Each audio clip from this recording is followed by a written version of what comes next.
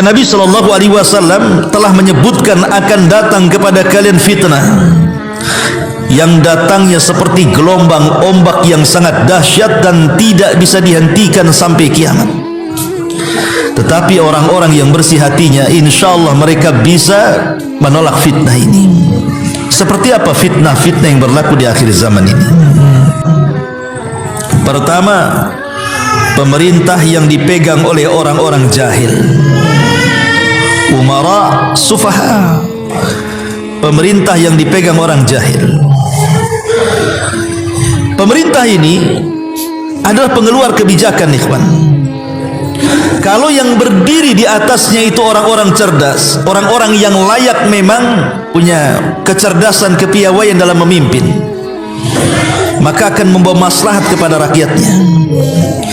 Tapi kalau seandainya yang memimpin itu orang jahil, orang bodoh, tidak punya pengalaman, tidak punya ilmu, itu bukan memperbaiki negara, ikhwan, pasti akan merusak agama.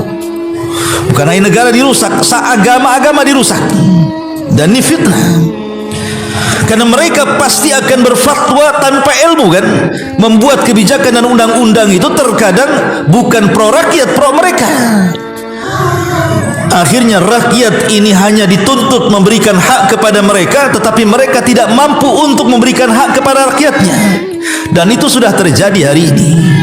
Kita bisa rasakan hari ini bagaimana sulitnya hidup di kalangan bawah dan senangnya hidup dari kalangan atas itu.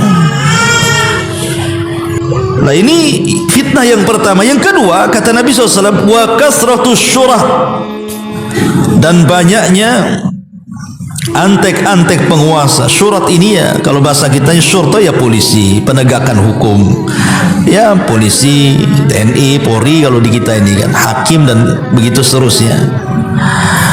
Kenapa banyaknya mereka dianggap fitnah? Karena berarti ketika banyaknya jumlah kepolisian atau TNI dan yang begitu seterusnya, berarti keamanan tidak terkendali, sehingga harus diperbanyak polisinya, kan? Sebab kalau seandainya aman-aman saja, buat apa banyak polisi? Kalau aman loh ya. Ketika tidak aman berarti memang harus diperbanyak jumlah mereka, kan gitu, supaya banding gitu. Kalau enggak ya rusuh di mana-mana. Lah ketika banyaknya mereka, banyaknya polisi ini, maka akan muncul banyak kezaliman, baik di pihak yang memegang hukum ataupun rakyat yang ditegakkan hukum padanya. Kemudian juga wabaiul hukmi, jual beli hukum. Dan ini yang terjadi.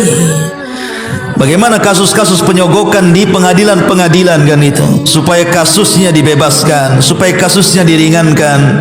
Kadang orang yang tidak berkasus dibuat kasus, orang yang tidak bersalah akhirnya disalahkan, orang yang tidak berhak di penjara dimasukkan ke dalam penjara, orang yang tidak berhak di hukuman mati akhirnya dihukum mati. Ada orang yang salah tangkap sengaja ditangkap untuk dikorbankan. Nah, itulah jual beli hukum, ikhwan, bahaya. Ini fitnah. Kemudian juga wastighfafan bidam, yang keempat, memudah-mudahkan urusan darah. Dan sekarang yang namanya pembunuhan itu setiap hari saya lihat di YouTube itu. Karena sekarang kan orang jarang nonton TV, kan? Orang paling berita di YouTube sekarang ini. Setiap hari ada orang memberitakan itu orang mati. Entah kena jamret dibunuh, kena rampok dibunuh, entah urusan waris, ahli waris bunuh-bunuhan, entah antar geng dengan geng motor dengan geng motor, entah dengan masyarakat dengan aparat, macam-macam. Ada yang mati karena bunuh diri, ya naudzubillah, kan itu. Nah, ini bentuk fitnah-fitnah akhir zaman. Wa qati'atur rahim, kemudian banyaknya orang yang memutus tali silaturahim, di mana anak sudah nggak kenal bapaknya, bapak mengusir anaknya, saudara udah nggak kenal saudaranya, musuhan di mana-mana. Ini sudah banyak terjadi. Kemudian wa nash'an yattakhidunal Qur'an mazamir yuqaddimunahu yughannihim wa in kana aqalla minhum fikha. Dan banyaknya orang mengundang para qari, para pakar-pakar Quran diundang untuk membaca Quran, bukan untuk direnungkan bacaannya, hanya dinikmati lagunya. Kan itu yang banyak tuh. Antum datangkan qari, kemudian dia baca Quran, kemudian melengking-lengkinglah suaranya, mendayu-dayu sehingga orang itu bisa menangis. Bukan isi Quran yang ia tadaburi, tetapi lagu yang menyayat hati itu yang meneteskan air mata dia. Akhirnya apa?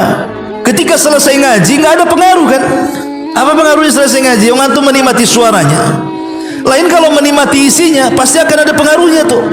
Karena Quran itu diturunkan bukan hanya dibaca bacaannya, tapi lebih daripada itu direnungkan isinya. Makanya ada istilah para ulama itu, fahmul hudud khairun min fahmil huruf.